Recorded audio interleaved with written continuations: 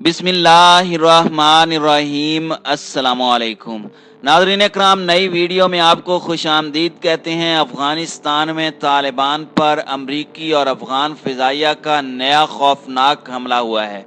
अमरीकी फ़िज़ाइया की बमबारी से बच्चों समेत 20 अफराद के शहीद होने की इत्तलाआत हैं। तालिबान की जानिब से भी बदला लेने का ऐलान किया गया है। अफगानिस्तान में ज़रब्तियान के नाम से ज़मीनी और फ़िज़ाई ऑपरेशन जारी है। अमेरिका की तरफ से एक तरफ तुर्की में अमन मुज़ाकरात के लिए तालिबान को मदऊ किया गया है, जबकि दूसरी जानिब तालिबान ख़ानदानों पर हमलों का सिलसिला तेज़ कर दिया गया है। तालिबान की जानिब से अमेरिका को वार्निंग कि अगर अमन मुआहदे की पासदारी न की तो फ़िज़ाई हमला शुरू कर देंगे और बेगुनाह अफगानों का बदला लेंगे। आखिर अफगानिस्तान में तालिबान पर यह नए हमलों का सिलसिला क्यों शुरू किया गया है? इन हमलों की आड़ में अमेरिका कौन से मकासद हासिल करना चाहता है? भारतीय खुफिया एजेंसी रॉ का इन हमलों से क्या ताल्लुक है? ये सब जानने के लिए आप दोस्तों से गुजारिश है कि वीडियो को आखिर तक जरूर मुलाहिजा करें। नाज़रीन कराम, अफगानिस्तान के मशरकी सूबे खोस्त में अफगान और अमरीकी फ़िज़ाइया की बमबारी से बच्चों समेत 20 से ज़ायद शहरियों की शहादतों पर तालिबान से बदला लेने के लिए दबाव बढ़ गया है। इस हवाले से मकामी जिरगे ने तालिबान से मुलाकात भी की है, जिस पर जिरगे को बताया गया है कि तालिबान मुआहदे की पासदारी कर रहे हैं, लेकिन इस हमले पर बैनुल अक़वामी इंसानी हुकूक के इदारों से राब्ता किया जाएगा। जबकि तालिबान ने काबुल इंतजामिया और अमेरिका को मुतनब्बे भी किया है कि आइंदा हमले किए गए तो मुआहदा बरकरार नहीं रहेगा और सख्त जवाब दिया जाएगा। तालिबान पर हमलों का बदला लेने के लिए अवामी दबाव बढ़ रहा है। तालिबान इस पोजीशन में भी हैं कि अमरीकी फौज का मुहासरा कर लें, लेकिन तालिबान मुआहदे की वजह से खामोश हैं कि शरीयत में मुआहदे पर अमल दरामद का हुक्म दिया गया है। नई अमरीकी इंतजामिया के आने के बाद से अमरीकी फौजी हुक्काम के रवैये में तब्दीली से अफगानिस्तान के हालात मजीद खराब हुए हैं, जिससे शिद्दत पसंद तंजीमों को फायदा हो सकता है। नाज़रीन कराम, ज़राए में बताया गया है कि गुज़श्ता रोज से सूबा खोस्त में ज़रब्तियान के नाम से काबुल इंतजामिया की फोर्सेज ने गैर मुल्की हमलावरों की हिमायत से बड़े पैमाने पर जुल्म और सितम का सिलसिला शुरू कर रखा है। ज़रब्ती फोर्सेज ने जिला सबरी में ज़मीनी और फ़िज़ाई कार्रवाइयाँ शुरू कर रखी हैं। इब्तदाई इत्तलाआत में बताया गया है कि अब तक सरकारी फोर्सेज और अमरीकी बमबारी से दर्जनों शहरी शहीद और जख्मी हुए और लोगों के घरों, मसाजिद और निजी अमलाक को भी शदीद नुकसान पहुंचा है। सोशल मीडिया पर जाँ बहक आम शहरियों की तस्वीर, जिनमें मासूम बच्चे भी शामिल हैं, इंसानी रूह को हिला देती हैं। लेकिन इन सफ़ाकाना कार्रवाइयों और बर्बरियत पर बेशतर ज़राए अबलाग और इंसानी हुकूक के नाम निहाद अलम बरदार खामोश हैं। खोस्त में जुल्म बर्बरियत का दूसरा दिन है, लेकिन अब तक मकामी और आलमी सतह पर इंसानी तंजीमों में से किसी ने इसकी मजम्मत नहीं की, ना ही इसकी रोकथाम का मुतालबा किया गया है। हत्ता कि मीडिया ने भी इन मजालिम की कोई खबर शाया नहीं की।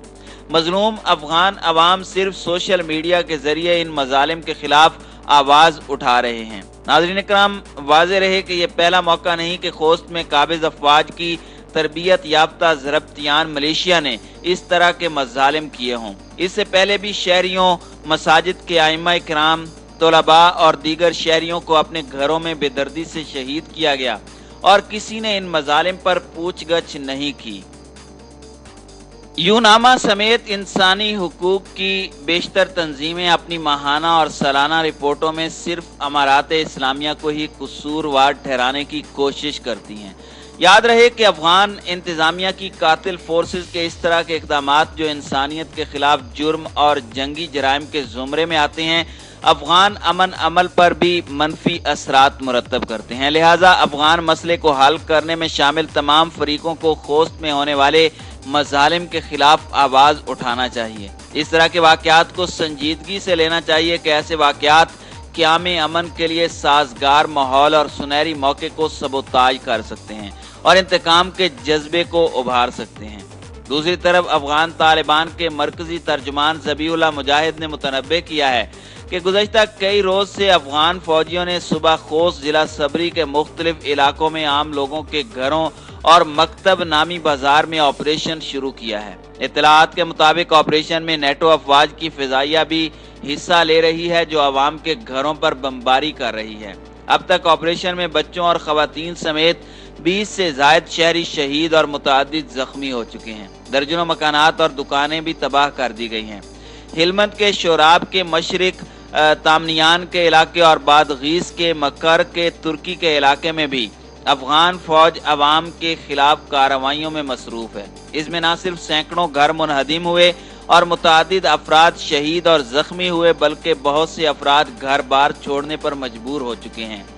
طالبان ترجمان نے کہا کہ ہم بین الاقوامی قانونی اور انسانی تنظیموں کو بتانا چاہتے ہیں کہ ان مظالم، قتل عام اور اذیتوں کے خلاف اپنی ذمہ داری ادا کریں، خاص طور پر یوناما جو شہری نقصانات کے متعلق ہمیشہ غلط معلومات پر مبنی رپورٹیں شائع کرتی ہے۔ آج اسے اپنی ذمہ داری کا احساس ہونا چاہیے، وہ شہریوں کے قتل عام کی حقیقی رپورٹ مرتب اور نشر کرے۔ اس کے ساتھ ملکی میڈیا کو بھی مظلوم عوام پر رحم آنا چاہیے۔ متاثرہ علاقوں تک رسائی میں ہم ان کے لیے سہولیات فراہم کریں گے، وہ وہاں جائیں اور مصدقہ رپورٹیں مرتب اور نشر کریں۔ ناظرین اکرام، اگر امریکہ کی بات کی جائے تو امریکہ سے یہ امید رکھنا کہ وہ امن قائم رکھے گا کوئی عقل مندی کی بات نہیں ہے۔ وہ دنیا میں کہیں بھی امن کا خواہاں نہیں ہے۔ یہ کہنا زیادہ درست ہوگا کہ دنیا میں منظم دہشت گرد گروہوں اور تنظیموں اور دنیا میں امن و آشتی کا بانی امریکہ ہے۔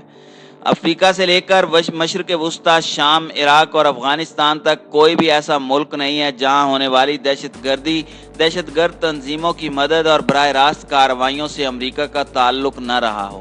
ناظرین اکرام، یہ بات بھی مد نظر رکھنا چاہیے کہ اگر یہ فرض کر لیا جائے کہ مذکورہ بالا تجزیہ مبنی بر حقیقت نہیں ہے تو یہ حقائق سے چشم پوشی کے مترادف ہوگا۔ یہ وہ حقائق ہیں جو سب کے سامنے ہیں۔ بالکل اسی طرح افغانستان میں روس کے خلاف امریکہ میدان میں آیا۔ آج کے طالبان اس وقت کے مجاہدین تھے، پھر اسامہ بن لادن اور القاعدہ سامنے آئے اور پھر ان کو کچلنے کے لیے امریکہ نے براہ راست مداخلت کی۔ وہ دن اور آج کا دن پھر افغانستان میں امن ایسا خواب بن گیا جس کی ابھی تک تعبیر ظاہر نہیں ہوئی۔ مقبوضہ کشمیر کی صورتحال کے ایک ایک لمحے سے امریکہ باخبر ہے۔ اگر بھارت کو امریکہ کی آشیرواد حاصل نہ ہو یا امریکہ چاہے تو مسئلہ کشمیر کے حل میں 1 مہینہ بھی نہیں لگے گا۔ اسی طرح فلسطین میں امریکی کردار رہا ہے، بلکہ سابق صدر ڈونلڈ ٹرمپ نے تو اسرائیل کی جس طرح پشت پناہی کی وہ سب کے سامنے ہے۔ افغانستان میں قیام امن کے لیے جتنی پرخلوص کوششیں پاکستان نے کی ہیں شاید ہی کسی اور ملک نے کی ہوں، لیکن امریکہ کی بدنیتی اور بھارت کی مداخلت ہمیشہ ان کوششوں میں رکاوٹ کا باعث بنتی رہی ہے۔ یہ احساس دنیا کو بعد میں ہوگا کہ افغانستان میں امن اور مسئلہ کشمیر کے حل کی کیا اہمیت تھی، لیکن یہ وہ وقت ہوگا جب سب کو اپنی اپنی پڑ جائے گی۔ پھر اس احساس کا فائدہ تو کچھ نہ ہوگا، البتہ پچھتاوا ضرور رہے گا۔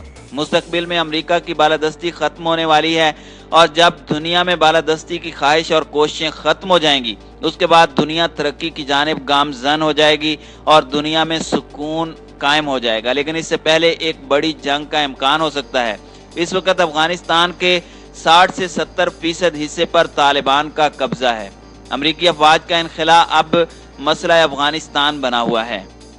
امریکہ اب محفوظ راستہ تو چاہتا ہے لیکن افغانستان میں اپنا حصہ بھی رکھنا چاہتا ہے۔ موجودہ افغان حکومت کو بطور مورا اسی طرح استعمال کر رہا ہے جیسے بھارت اور نریندر مودی کو۔ امریکہ چین کا رستہ روکنے کے لیے ایسے لوگوں کی پشت پناہی کر رہا ہے، اور یہی وہ بنیادی نقطہ ہے جو اس وقت مسئلہ کشمیر اور افغانستان کے امن کی راہ میں رکاوٹ بنا ہوا ہے۔ اور جب تک مسئلہ کشمیر اور افغانستان کا منصفانہ حل تلاش نہیں کیا جاتا خطے میں قیام امن کے خواب کو تعبیر نہیں مل سکے گی۔ اگر امریکہ افغانستان میں امن کا قیام چاہتا ہے تو اس بنیادی نقطے پر طالبان کو راضی کر لے کہ طالبان ہی کی حکومت ہو لیکن جمہوری طریقے پر ہو اور انسانی بنیادی حقوق کی پاسداری ہو۔ لیکن یہ معاہدہ پاکستان کی مدد کے بغیر نہیں ہو سکتا۔ امریکہ کو پاکستان کی ضرورت ہے اور ہمیشہ رہے گی۔